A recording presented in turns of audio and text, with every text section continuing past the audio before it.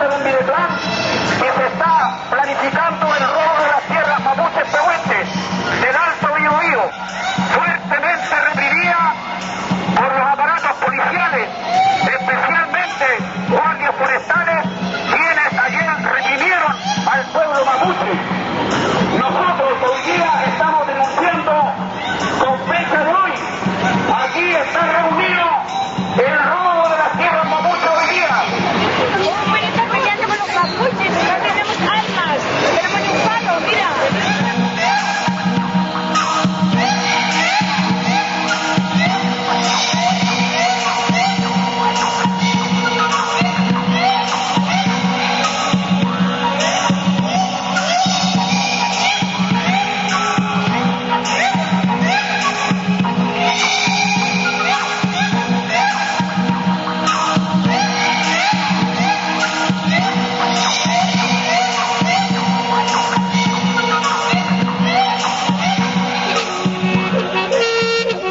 1536, Diego de Almagro ingresa al territorio de Chile.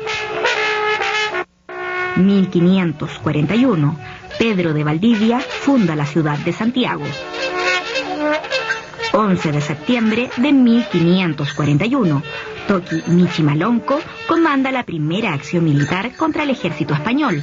Ataca Santiago con el propósito de liberar a los prisioneros mapuche y poner fin a las incursiones españolas en el territorio. La capitanía de la Gobernación General de Chile resultó completamente destruida. 26 de diciembre de 1553, Leftraru derrota completamente al ejército español en el combate de Tucapel. El gobernador de la Capitanía General de Chile, Pedro de Valdivia, es apresado y luego de ser sometido a juicio es ejecutado el 1 de enero de 1554. 29 de abril de 1557, al mando de sus tropas muere en el combate de Peteroa el Toki Leftraru. 1558, el Toki Calfulicán repele la invasión española en la localidad de Lagunillas, obligando a las fuerzas españolas a retirarse fuera de la frontera con grandes bajas. Ese mismo año, Calfulicán fue tomado prisionero y empalado en un acto de barbarismo extremo por orden del capitán Alonso de Reynoso. 1598, las fuerzas militares españolas son derrotadas. Se destruyen todas las ciudades y fuertes ubicados al sur del río Biobío. Comanda las tropas el Toki Pelantraru. 6 de enero de 1641. Después de casi 100 años de guerra, la corona española se ve obligada a reconocer una nación indígena en el continente americano. El gobernador de la Capitanía General de Chile, Marqués de Baides, y el Consejo Nacional de Lonco ratifican como frontera entre ambas naciones el río Biobío. El rey Felipe IV lo confirma en 1643. 3, 4 y 5 de marzo de 1803. Parlamento de Negrete. Fue el último de los tratados celebrados entre la nación mapuche y la corona de España. Allí se establece un convenio comercial o fronterizo y se legitima la independencia de la nación mapuche. 1852, creación de la provincia de Arauco, que representa los primeros intentos de invasión que realiza el Estado chileno en territorio mapuche. 1866, Cornelio Saavedra es nombrado comandante general del sur e inicia su plan de ocupación del territorio mapuche en Chile, que consiste en ir corriendo la frontera al sur del río Biobío. 1868 a 1869. Comienza la campaña de exterminio en contra de la nación mapuche, conocida con el eufemismo de la pacificación de la Araucanía en Chile y la campaña del desierto en la Argentina. 1869. El Congreso Nacional ratifica un tratado de paz con el Toki Quilapán. 1872. Toki Calfucura comanda el ejército del Puelmapu y de la Pampa, atacando las fuerzas militares apostadas en la frontera de Buenos Aires, Argentina. 1881. Se rematan 35.000 hectáreas de tierra de la Araucanía. 1883, última resistencia organizada por el ejército mapuche en Villarrica, comandada por el toqui Epulef, quien es vencido por las tropas chilenas.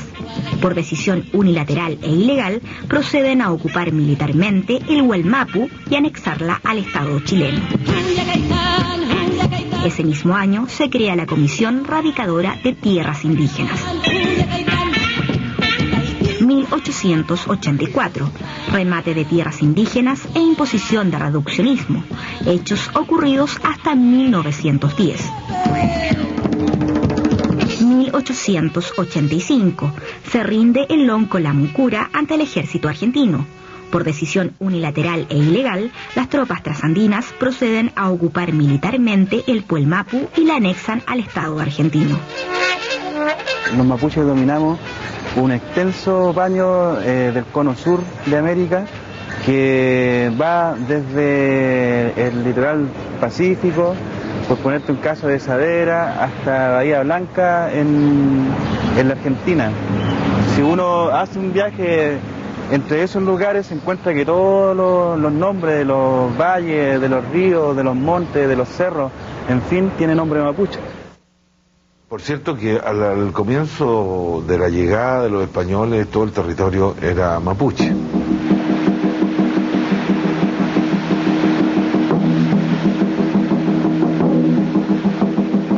Entonces empiezan a formarse haciendas ahí, y esas haciendas, ya te estoy hablando de los 1840, 1850, esas haciendas empiezan a apretar cada vez más a las comunidades, ¿no es cierto?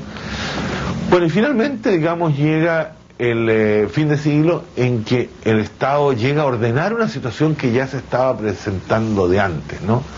Entonces ahí el Estado le entrega títulos de merced a las partes, a las áreas o territorios o lugares donde se habían quedado los mapuches.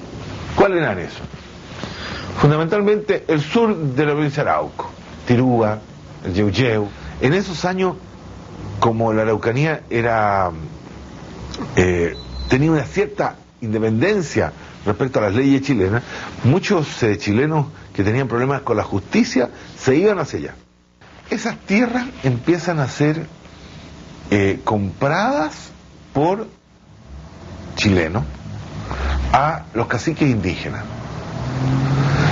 Es lo que llamamos nosotros la colonización espontánea, porque no estaba regulada por el Estado en ese momento. Se hace a la fuerza en algunos casos, en otros casos por venta, por robo.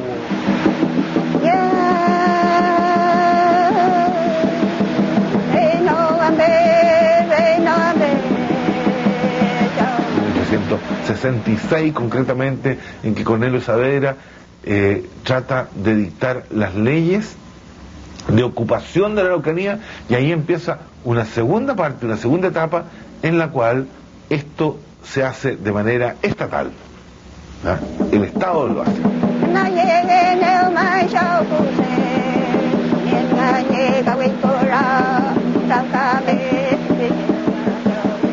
En 1879, en esta zona donde Juana Millagual, que era la caciquilla de la comunidad, tenía alrededor de 10.000 hectáreas de tierra, que poseía, digamos, todas estas tierras estaban en manos de ella. Posterior a eso, en ese año ocurre lo que fue la Guerra del Pacífico entre Chile y la Confederación Perú-Boliviana, donde Juan Ignacio Yanquileo, bueno, lo secuestran, digamos, y se lo llevan a la Guerra del Pacífico. Dentro de ese año, las conclusiones que al menos sacamos nosotros de que todavía Chile no tenía soberanía sobre el territorio mapuche.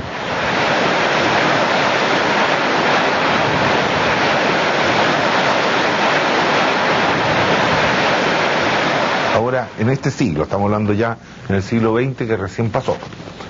El año 1927 se empezó a discutir una ley indígena que permitía la división de las comunidades. Hubo ahí personas mapuches muy importantes que eran partidarias de la división, concretamente don Manuel Manquilef. El año 31 se dicta otra ley y en ese momento empieza un pequeño proceso de división de comunidades. Esto se produjo casi exclusivamente en Arauco y Mayeco. La gente de Cautín no quiso dividirse. Entonces ese territorio, al menos en lo que es la parte que correspondió a lo que quedó en manos de Chile, son aproximadamente 10 millones de hectáreas, si es que tú consideras desde el río Biobío hasta la provincia de Yanquihue.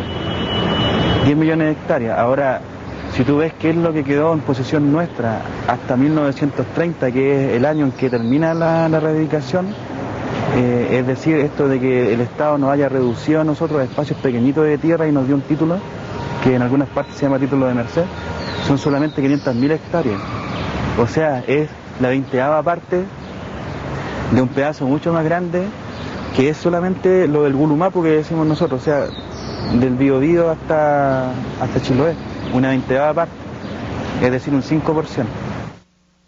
Entonces hubo algunos años, estoy hablando de los años 30, en que muchas comunidades se dividieron en la zona de Mayeco y en la zona de Arauco. ¿Qué significaba que se dividía la comunidad? Que el título de merced se dividía entre las distintas familias. Entonces podía llegar una persona y vender lo que le había tocado. Y ocurrió legalmente. Por cierto que la mayor parte de los casos no fueron hechos en forma legal, ¿ya? Pero algunos sí. Entonces, en muchos casos, ahí se produjo una usurpación. Era más fácil usurpar propiedades pequeñas, propiedades privadas de una familia, que un título de merced de toda la comunidad. En ese entonces llega un tal señor José Mercedes Garrido. En ese año llega él y se apropia ilegalmente de las tierras de Juana Millagual. Juana Millagual, posterior a eso, fallece y este señor, como estaba de amediero, se apropia ilegalmente de la propiedad de la tierra sobre 180 hectáreas, porque en ese entonces ya se le había dividido las tierras y se le había reducido la tierra a la comunidad, y en ese año presentan una querella, digamos, por usurpación de tierra ante el juez de Indio de Victoria, donde se gana, digamos, este juicio, se gana, y a este señor se le iba a desalojar, pero en ese entonces llega Serafín Ortiz y se apropia de nuevo de la tierra, y le quita al señor Mercedes Garrido, le quita las tierras y él se apropia de las tierras. Y este proceso judicial continúa y la Corte de Apelaciones y el juez de Indio de Victoria dieron por finalizado el juicio, y donde Juan Ignacio Yanquileo ganaba, digamos, el juicio. Posterior a esto, la comunidad no hizo nada, porque los viejitos antes no entendían mucho, entonces no conocían lo que era el procedimiento legal. Se iba a llegar a un desalojo en contra de Serafín Ortiz y no se efectúa nunca, porque este fallo quedó estancado, lo que fue la Corte de Apelaciones. Un año después, digamos, la Corte de Apelaciones revoca este fallo y las tierras continúan usurpadas.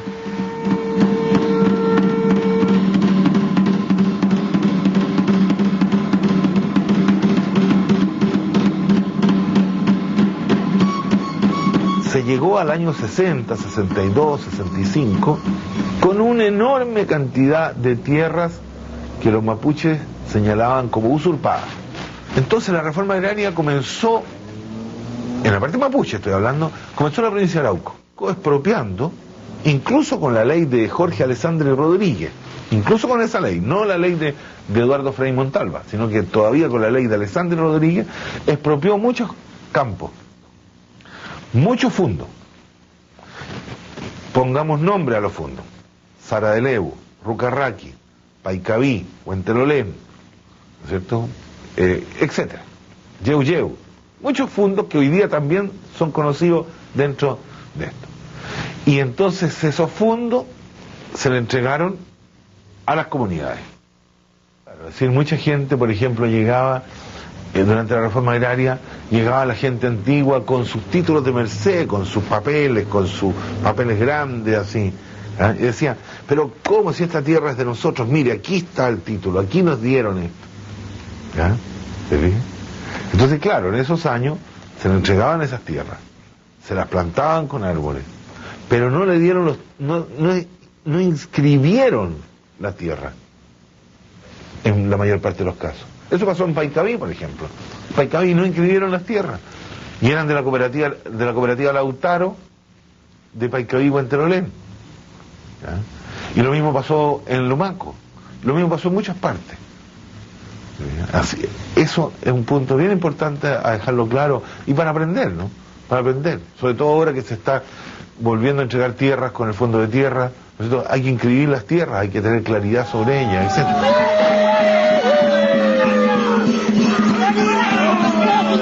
Posteriormente la reforma agraria, en un sinnúmero de fundos donde se le han restituido las tierras a los mapuches, producto tanto de la acción del movimiento mapuche como de los convenios que hace en ese tiempo el Instituto de Desarrollo Indígena con la Corporación de Reforma Agraria, se restituyen estas tierras y posteriormente viene el proceso de contrarreforma agraria, es decir, la devolución, prácticamente toda la Araucanía hay los procesos de revocación, es decir, de la expropiación, es la devolución de los predios a los antiguos propietarios, en la cual prácticamente las tierras transferidas a las comunidades mapuche no sobrepasa más del 5%, o sea, el 95% de las tierras que estuvieron en manos mapuche son devueltas a los antiguos propietarios y en algunos casos la CORA transfiere a CONAF y posteriormente CONAF remata estas tierras de aptitud forestal a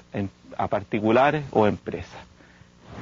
Efectivamente, después de eso nosotros no tenemos el mismo control territorial porque la imposición que hace el Estado con toda su institucionalidad, llamémosle regimiento, escuela, iglesias, partidos políticos, municipios, ideologías, juzgados de indios, más tarde fundaciones, ONG, institutos, en fin, ha logrado en parte cercenar lo que fueron nuestros antiguos consejos, nuestras antiguas autoridades, cercenarla en el sentido de tomar decisiones y efectivamente controlar, conducir y lograr, digamos, niveles de desarrollo totalmente superiores a los que estamos hoy en día inmersos dentro del Estado chileno.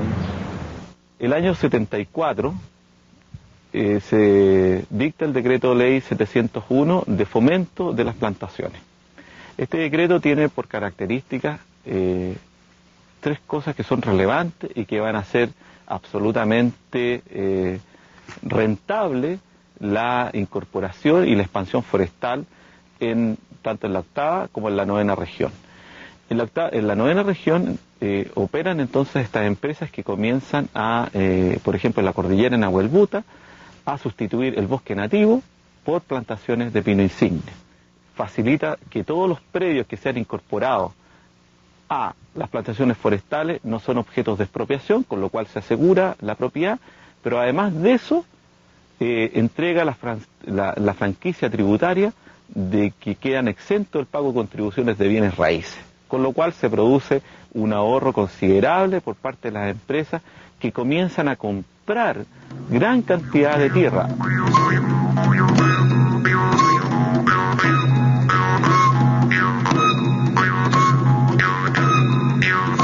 Y se produce gran expansión de las empresas forestales también sobre aquellas tierras que fueron expropiadas y que estuvieron en manos mapuches. Y cuando estuvieron en manos mapuches también hubo como antecedente que estas tierras eran reivindicadas desde largo tiempo y que estas comunidades habían logrado entonces reexpandir la propiedad en parte de la reivindicación histórica.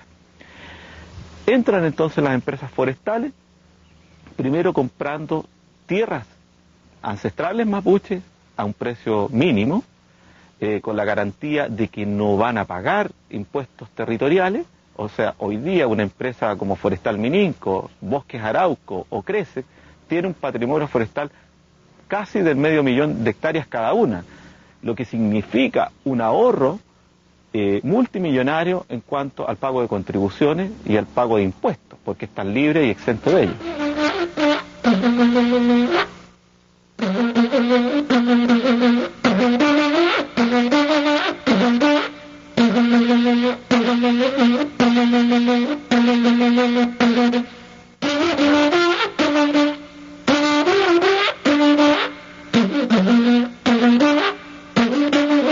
Entonces tenemos un primer episodio que aparece a fines de los años 80 y posteriormente las comunidades mapuches en su reexpansión, en su reivindicación, se encuentran de que los propietarios son justamente estas empresas forestales que pertenecen y que están asociadas a grupos económicos.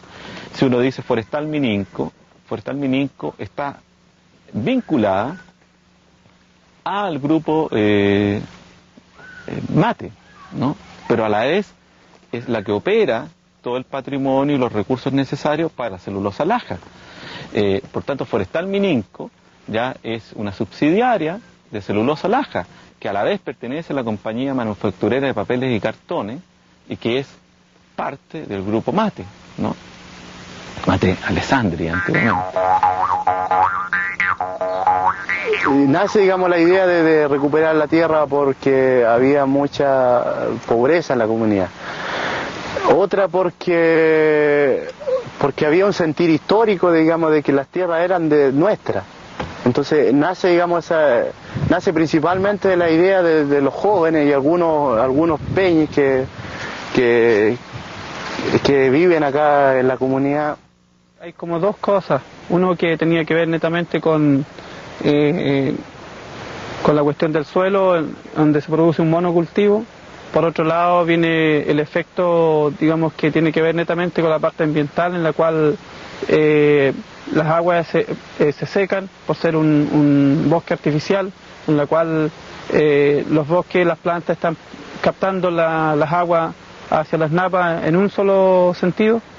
Por otro lado viene el otro asunto que tiene que ver netamente con los productos químicos tóxicos que aplican para poder, tanto como para matar el pasto y toda la maleza que se encuentra alrededor de los árboles. Y por el otro lado tiene que ver con el envenenamiento hacia los pájaros, hacia los roedores que se encuentran en el lugar, tales como liebres, conejos, que supuestamente harían daño a las plantas. Entonces eso sería como una cosa. Lo otro sería lo que tiene que ver netamente con el retroceso, ¿no es cierto?, de la economía dentro de las comunidades, puesto que los campos se ven seriamente dañados por el exceso de plantación y que afecta directamente a la agricultura tradicional, tales como son las siembras de papa, de poroto y arveja, haba, todo lo que tenga que ver con la agricultura tradicional de los pueblos indígenas, en este caso aquí en Chile.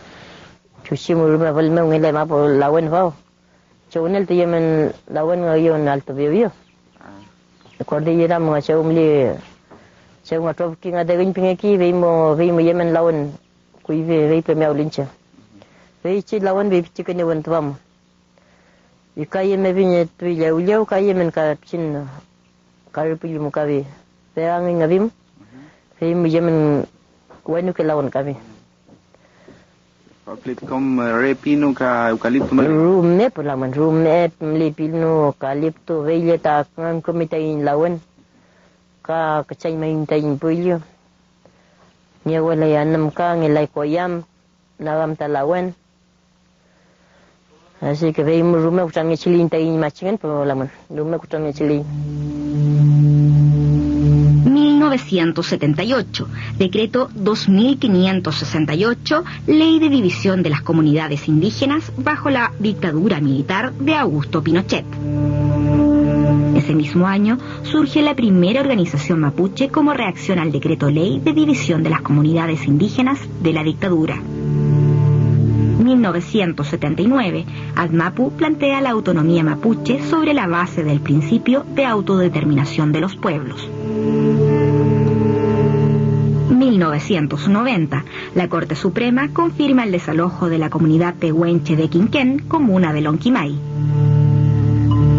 1991, primeras recuperaciones mapuche en Arauco encabezadas por el Consejo de Todas las Tierras, organización basada en la estructura tradicional mapuche que plantea la autonomía territorial y política del pueblo mapuche. 1992, el gobierno compra el Valle de Quinquén a la empresa maderera Sociedad Galletue por la suma de $6 millones. Ese mismo año, la Corte Suprema acoge la petición de nombrar un ministro en visita para investigar las tomas de predios en la 9ª región, esto a solicitud del Ministerio del Interior. Asimismo, se producen masivas manifestaciones indígenas en repudio a la conmemoración de los 500 años de la llegada de los españoles a América. 1993, se promulga la Ley Indígena 19.253 sobre protección, fomento y desarrollo de los pueblos originarios del país. 1994, 144 mapuche de la organización Consejo de Todas las Tierras son condenados a prisión por asociación ilícita y usurpación de tierras realizadas en 1992. 1996, los 144 mapuche apelan a la Comisión Interamericana de Derechos Humanos de la OEA, acusando al gobierno de persecución política, racial y violación de sus derechos civiles. 1997, 3 camiones de la Forestal Arauco son quemados en Lumaco, provincia de Malleco. Esta acción marca un nuevo proceso en el movimiento mapuche. Febrero de 1998, formación de la Coordinadora Arauco Malleco, entidad mapuche que inicia la recuperación de tierras y las siembras productivas, sentenciando a las forestales a salir del territorio mapuche y cortando el diálogo con el gobierno chileno. 1999, 7 mapuche son condenados por la quema de los camiones de la Forestal Mininco en Lumaco, entre ellos Aníbal Salazar Huechacura a 3 años y 1 día, por infracción a la Ley de Seguridad Interior del Estado.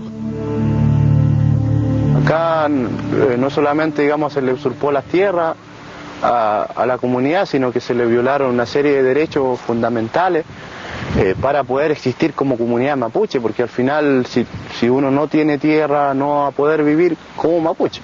Al final pasamos a ser un Winca más, digamos, que vivimos en el sector rural. ¿Aquí para adentro? Sí, ahí sacaron el Pacolcoña. El único que más duro se puso en el rincón ancho, se llama el rincón, pero en el Mapudún, el Culculcura, el rincón del Ruiz del Lago. Entonces ahí lo sacaron, no quiso ni por nada, entonces como había fuerza, y se le fueron los ricos a sacarlo. Él no quiso ni por nada salir. Entonces lo que hicieron, lo echaron para afuera de la casa, no hay, y le sacaron su monito donde alojaban, donde se hacían que comer, lo dejaron afuera, como antes había pura ruca, no. Entonces le prendían fuego, se terminó. Y enseguida, ¿qué iban a hacer ellos ahí? Después hicieron cuenta que arrearon un piño animal. Lo sacaron, lo vinieron a dejar aquí, este pedazo aquí, donde estamos nosotros. Y aquí estamos. Entonces ahí para ahí abajo, en el bajo ahí, hicieron un canal para que no pasaran más los mapuches. No pasaron más, ¿por qué me van a pasar? Y así le quitaron la tierra.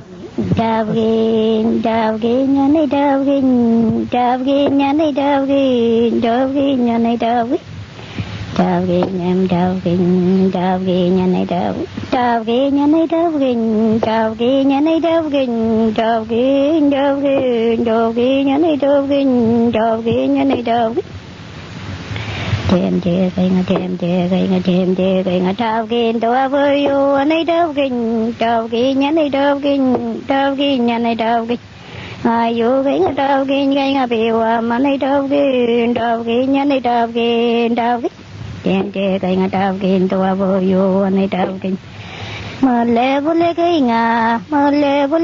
También es bueno recordar de que aquí el gobierno no ha saldado la deuda histórica que tiene con nuestro pueblo, partiendo de la instancia de que aquí quién es el principal usurpador, es el principal ladrón, digamos, de nuestras tierras, aquí es el Estado, el responsable directo de esta situación.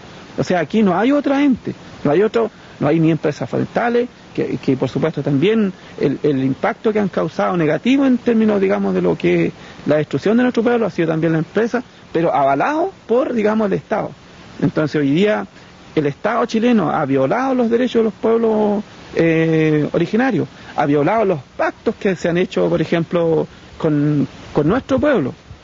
Por ejemplo, está el Tratado de Quillín, está el Tratado de Negrete, en la cual no hay, digamos, como la conciencia de que hoy día, de que esos tratados existieron y que fueron violados a través de las distintas leyes que el gobierno fue implantando.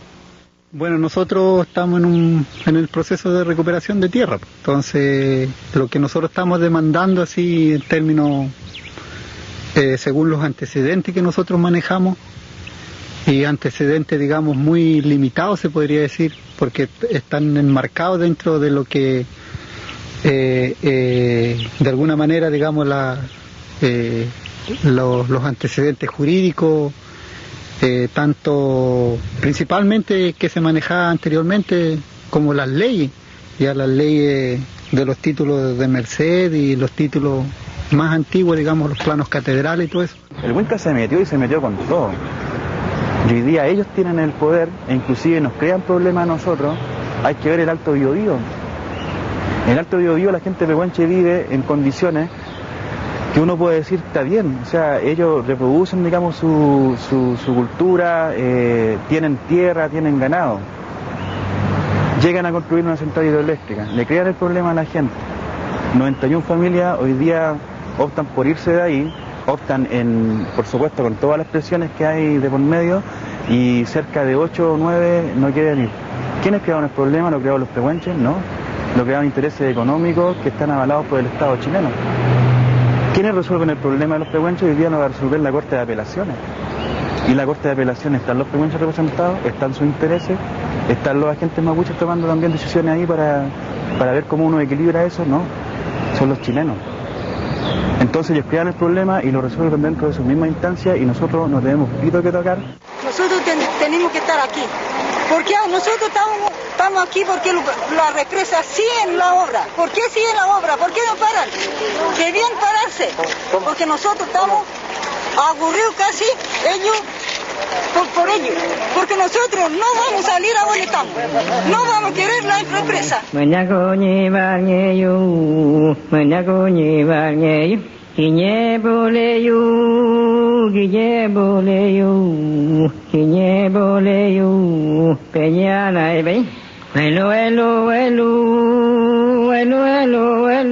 Nosotros estamos demandando por lo menos en 2 provincias una cantidad aproximada de 200.000 hectáreas de tierra. Que eso, digamos, son en 2 provincias solamente. Y hay que entender, digamos, que la presencia de los mapuches en Chile son en 7 provincias, ¿ya? Y que además, digamos, que nosotros pensamos que las 200.000 hectáreas que nosotros estamos demandando, digamos, es como el piso mínimo que deben devolverse a las comunidades mapuches para garantizar la sobrevivencia de ellos.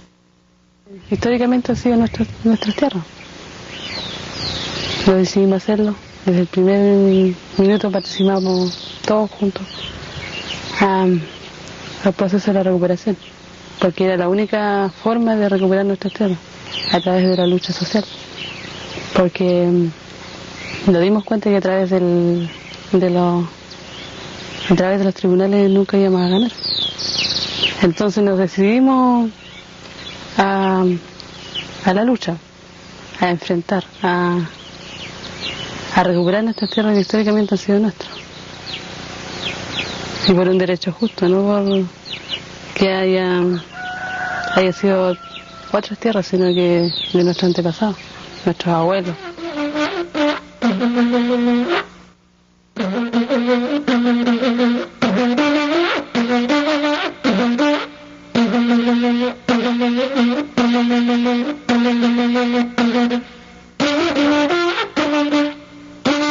Mari dibantu aku tangga bulan lagi bilang buat desa meu.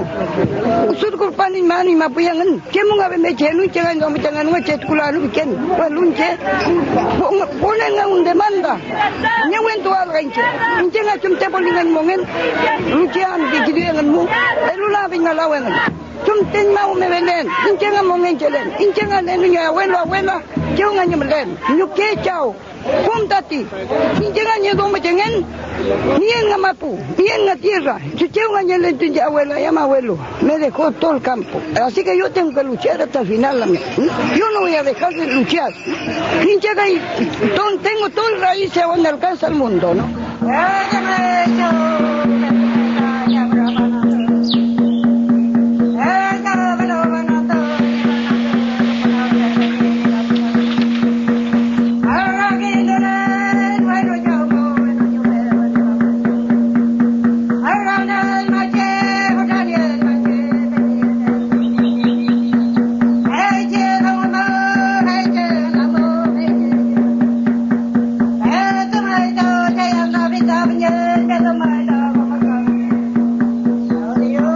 Siendo esto un día miércoles, aproximadamente a las 4 de la tarde, yo en instancia en que me bajé de la micro y me dirigía hacia mi domicilio, y estaba por terminar de cruzar el bosque cuando se me personaron 2 personas y me cerraron el camino, en la cual los pude reconocer que uno era Alex de Ruiz, supervisor de la Mininco, y el otro Pedro Reyes Urra, jefe de la brigada, digamos, de los guardias forestales, en la cual me amenazaron, me amedrentaron y me trataron de la manera más ínfima que un hombre puede tratar a otra persona.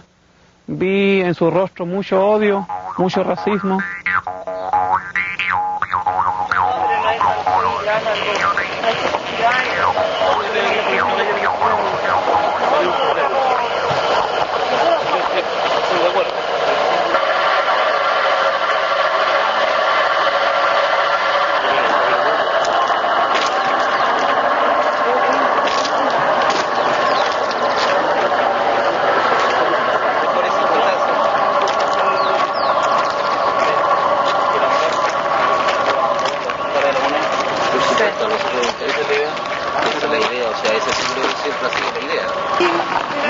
Teléfono ni nombre, no. No, tuyo, su nombre. Yo me llamo Juan Pérez. ¿Y están en Pellicuyo? Seguramente. Ustedes saben mejor que nosotros. ¿Todos son despojados? Más información, aquí no hay explotación. Aquí no hay explotación.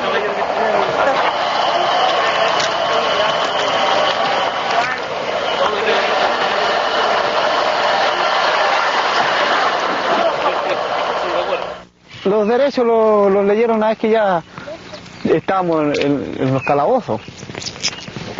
Y ya alojamos, después el otro día nos llevaron a Temuco, ante el ministro en visita, que era este señor Grandón. Y de ahí ya nos tomaron la entrevista, y de ahí ¿por qué nos mandaron buscar detenidos? De ahí era por el asunto de las quemas de Rucañanco y las quemas de unas máquinas retroexcavadoras que hay en Ercilla. Y realmente el ministro dijo que nosotros no deberíamos haberlo mandado a buscar detenidos, si él no ordenó eso. Carabinero actuó por voluntad de ellos, no propios. Y también el cabro este que nos inculpó a nosotros, lo utilizó la forestal. A él le pagaban primero por infiltrarse en la comunidad 10.000 pesos semanales. Y después por inculparlo le pagaron la suma de 500.000 pesos. Nunca fui trabajador de la forestal. Más que nada fue todo un montaje de fotografía, más lo que me llevó a hacer esto, pero en forma de represión, porque tenía 2 opciones, de ayudarlo a ellos o irme a la cárcel. Y ahí me llevó a, digamos, que tenía que declarar en contra de los hermanos Ancalaf. Sucesivamente me tuvieron vigilado, anduve como un mes más o menos vigilado. Mi casa también estaba vigilada. Tenía vigilancia en todas las partes de mis parientes. Y después yo me perdí alrededor de una semana sin que ellos me pudieran encontrar. Nuevamente me encontraron en la comunidad de Gallín. Y ahí fue que me tomó 2 guardias y me llevaron hacia Cuyucuy. Entonces tenía que conversar con la persona Alex de Ruiz, quien está encargada de la zona aquí, con don Pedro Reyes. Y en la cual tenía que yo ir a declarar delante del ministro, decirle que los hermanos Ancalaf, que habían quemado la casa de Rucañanco. Y están implicados también en la quema de las maquinarias que se hizo en Ercilla. Los aparatos de seguridad, tanto del Estado como de la empresa forestal, han unido fuerzas y han conspirado contra nuestra gente, principalmente contra los dirigentes visibles de este movimiento, y hemos sido, como les decía yo, víctimas de mucha represión, de mucho perseguimiento, en la cual la empresa forestal ha incurrido a diferentes maneras y métodos para poder bajarle el perfil o desperfilar los dirigentes para que abandonen esta lucha. Nosotros estamos conscientes de esta, digamos, represión, estamos conscientes de que este es un trabajo complicado, delicado, pero yo creo que igual no nos queda otra cosa que seguir adelante, porque realmente estamos convencidos de que necesitamos tierra y de que queremos un mejor futuro para nuestra familia. Y ahí le conté al ministro la primera versión y el ministro se dio cuenta que no estaba diciendo la verdad yo. Y más que tenía una persona de la Dipolcar que estaba al lado mío. Así que después pidió de que saliera la persona y me quedara solo con él, y ahí conversamos los dos. Y ahí me dijo que le dijera la verdad, que no tuviera miedo, que él me iba a ayudar. Tengo una grabación que me hizo don Alex de Ruiz, donde yo me aprendí lo que él me dijo, la declaración que tenía que hacer, él me la grabó. Y ese día que tuvimos careo con él allá, él la llevó y la presentó ante el ministro como medio de prueba. Y el ministro se la rechazó.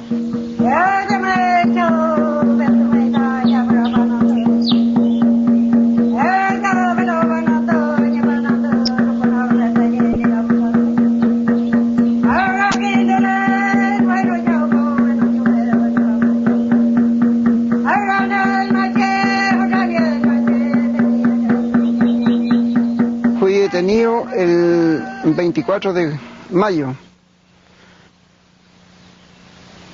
a las 3 de la tarde, y fue por asunto por defender de nuestra tierra. A ello de eso, a mí me leyeron, me tomaron y me apalearon, y en buenas cuentas yo también le pegué, pero con mis propias manos. Entonces ellos me apalearon, me botaron y me agarraron 3 o 4 carabineros ahí. Y me arrastraron, me trajeron, como ellos quisieron castigarme ahí.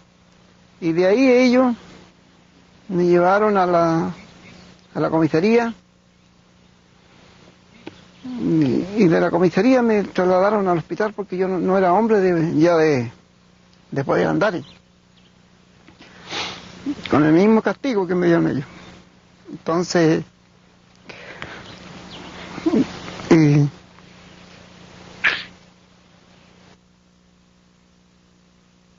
el tema judicial respecto al movimiento mapuche, podemos observar que ha tenido una evolución, en el sentido de que en los primeros tiempos toda la judicialización del problema mapuche, o la criminalización que yo he llamado, en el sentido de aplicar la legislación penal en contra de los comuneros mapuches, en un primer momento se hizo de un modo llevándolo a la justicia ordinaria, la justicia mediante la interposición de denuncias o querellas de parte de las empresas forestales o de otros particulares que se vean afectados por el tema. Y un segundo elemento es la aplicación de legislación especial, como es la Ley de Seguridad del Estado, que es una ley que establece penas mucho más altas y procedimientos mucho más restrictivos para los derechos de los imputados o procesados. Esta legislación, una vez que el gobierno solicita que se aplique, las Cortes de Apelaciones tienen la obligación de designar un ministro instructor y sustanciar esta causa hasta su término. Y un tercer elemento que se aplica en contra de los comuneros mapuches es derivarlo a la justicia militar. La justicia militar tiene características mucho más fuertes respecto a la justicia ordinaria, penas más altas, y de este modo también se pretende justificar detenciones más prolongadas de los comuneros mapuches, porque da la impresión de que el objetivo no es tanto obtener condenas, porque muchos de los delitos por los cuales son acusados los comuneros mapuches no existen o no está acreditada su responsabilidad, pero pareciera que el objetivo es dejarlos procesados, detenerlos el mayor tiempo posible y mantenerlos sujetos al control de tribunales y de la policía como un modo de control social, porque invariablemente todas las causas, las imputaciones van siempre, invariablemente, dirigidas hacia los loncos, los huerquenes y su familia. Este año, es decir, el año 2001, ha comenzado en la 9ª región, aún no en la 8ª ni en la 10ª, ni en la 11ª, la aplicación de la reforma procesal penal. En los hechos, estas fiscalías lo que hacen es investigar a las comunidades y en un determinado momento piden órdenes de detención contra los loncos y contra otras personas en número de 10, de 5, y se obtienen las detenciones y ellos formalizan investigación, que es una suerte parecida a lo que era el procesamiento en el régimen antiguo. Formalizan investigación por 2, por 3, por 4, incluso por 5 o 7 delitos en contra de cada comunero mapuche. Tenemos la certeza que los comuneros no van a ser condenados. Pero ¿qué logra con esto la Fiscalía? En primer lugar, vulnerar el principio de la presunción de inocencia, restringir la libertad de los comuneros y justificar la prisión preventiva. Porque ellos dicen por una cosa simple: si los acusamos de 3, 4 delitos, las penas que están arriesgando son de 5, de 10, de 15 años. Por lo tanto, nunca van a tener derecho a un beneficio y piden la prisión preventiva. Los jueces de garantía están a lo que les dice la Fiscalía o lo que dicen los abogados defensores, que nosotros llegamos siempre cuando las personas ya están detenidas, tenemos acceso al proceso con 1 hora de anticipación, 2 horas, no podemos hacer una defensa adecuada, pero ellos tienen todo el tiempo para prepararse y pedir 2, 3 o 4, 5 delitos. Delitos que ellos saben que son falsos. Por ejemplo, ellos generalmente, la Fiscalía, están formalizando acusaciones por asociación ilícita, usando como argumento que los comuneros tienen una estructura que tiene un jefe que se llama lonco. No sé, bueno, es una aberración jurídica, incluso de sentido común. Las comunidades mapuches son organizaciones que existen desde antes que existe el Estado chileno, y que el Estado chileno las reconoce en la ley indígena. Porque una vez que se decreta la prisión preventiva, los jueces dicen: si me presentan nuevos antecedentes, cambio mi decisión de mantener a alguien privado de libertad. Pero con esa postura que están haciendo, que interpretan la nueva ley, están vulnerando la Constitución, que la Constitución dice que solamente hay 3 casos precisos, determinados, en los cuales no se puede dar lugar a la libertad.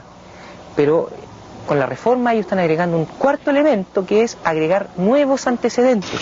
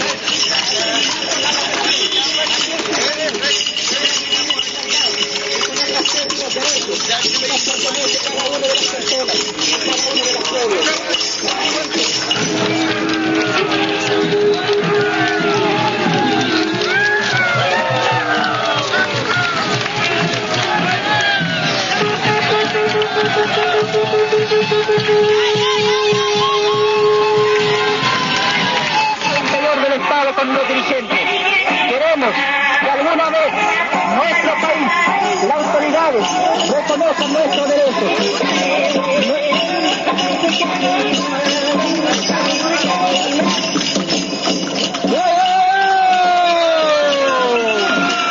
Papeles, ofertas. Queremos que alguna vez las autoridades escuchen y entiendan y tengan que responder con objetividad. Chinda y mantén nunca que anden ahí en la mien. Kutan gane ing Mendesa, kutan gane ing presidente. Ini mo da brenen via ing ngelai da ing brenen viam. Wen nyu ke wen chau ve da lune inde ya bangen ve da me cha ing via ing. Ve chivne wen dun da mia win da ing chin. Inche duam ne laving presidente. Menu, ne vin vicendesa al que tiene plata, a mí no me importa tendrán o bien no tendrán. Por mi lado la mien inche vali la vin. Inche mu tem servirá ing ne. Inche ta da ing ma putengen be wen tengen kom kinyang olven. Veita inchinda ne venin, inchinda inumu, inchinda ingakam, inchinda irakidoam, inchinda inkimgonen.